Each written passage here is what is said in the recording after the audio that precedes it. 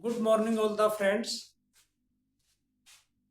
Basic mathematics and reasoning class में मैं आप सभी का स्वागत करता हूं।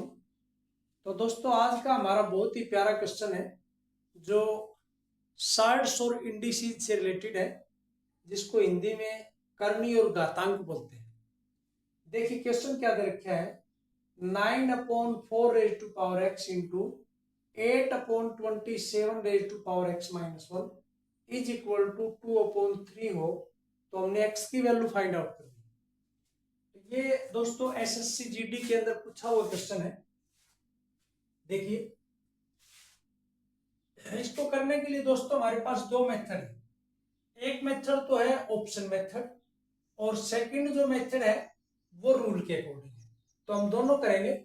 पहले हम जो है इसको ऑप्शन मेथड से सॉल्व करेंगे। चलिए देखते हैं। यदि हम इसके ऊपर 1 अप्लाई करते हैं दोस्तों, x की वैल्यू यहाँ 1 रखें और यहाँ भी 1 रखें, यदि हमारे को राइट साइड 2/3 आ जाता है तो इसका मतलब 1 ऑप्शन सही है। चलिए चेक करते हैं। देखिए दोस्तों, यहाँ x की वैल्यू 1 रखते हैं तो आपके पास क्या आएगा, 9/4 मल्टीप्लाई।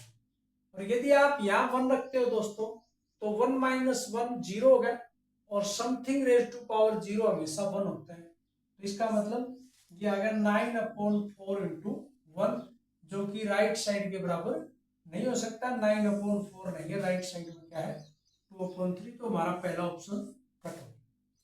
सेकंड, यदि हम माने कि 2 इसका सही आंसर हो सकता है तो चेक कीजिए।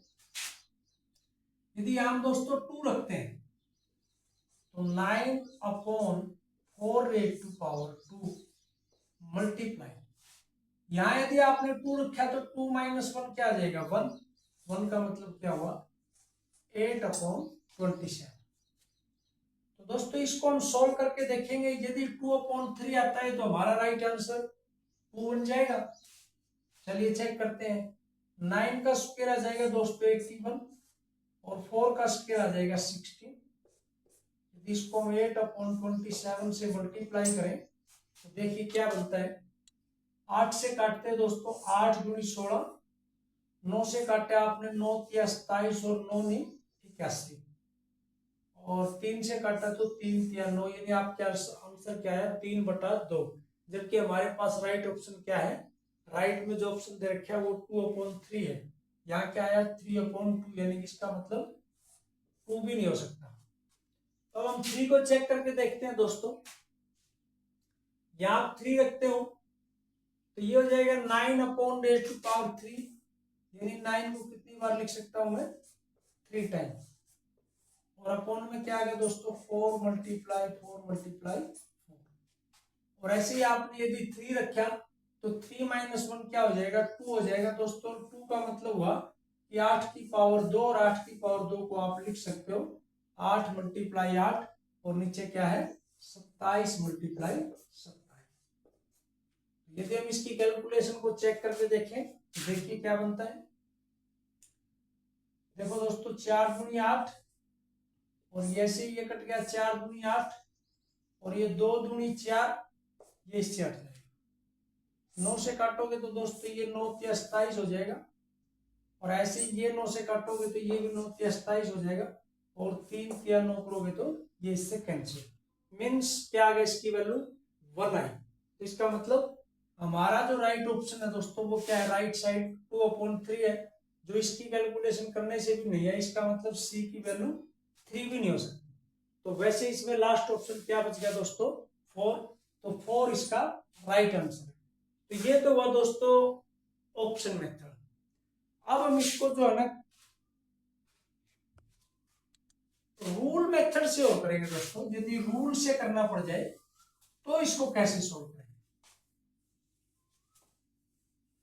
और उसमें डिपेंड करेगा दोस्तों आपकी कैलकुलेशन कैसी है, उसी हिसाब से आप जो है इसको सोल्व कर पाओगे।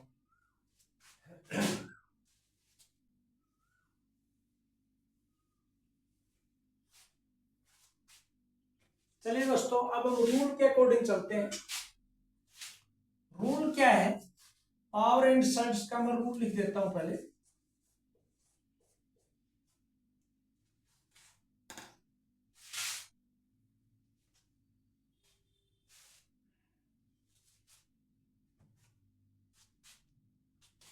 देखिए दोस्तों, रूल ये कहता है इफ x की power m is equal to x की पावर n है, यानी जब बेस सेम हो जाते हैं तो हम वहां पावर को क्या कह देंगे दोस्तों, इक्वल कह देंगे, यानी n इक्वल टू n। ये प्रॉपर्टी जो है ना यहां हम यूज करेंगे, यानी x की वैल्यू यहां जो है आप देख पाओगे राइट साइड में x की वैल्यू जो है वो 2/3 है। तो ऐसे ही हम इस पूरी कैलकुलेशन को दोस्तों 2/3 की फॉर्म में बनाएंगे। देखिए आपके पास दे रखे 9/4 दोस्तों, यदि मैं इसको 4/9 की फॉर्म में लिखूं तो ये पावर आपकी क्या हो जाएगी दोस्तों, नेगेटिव हो जाएगी। ये प्रॉपर्टी है। देखिए यदि मैं इसको 3/2 या 2/3 का लिख देता हूं सीधा, 2/3 का स्क्वायर करूंगा और उसके बाद जो ये नंबर है दोस्तों, यदि आप न्यूमिनेटर को डिनोमिनेटर में चेंज करते हो और डिनोमिनेटर को न्यूमिनेटर में चेंज करते हो तो ये पावर हमेशा 1/, में चली जाती है। देखिए -1/।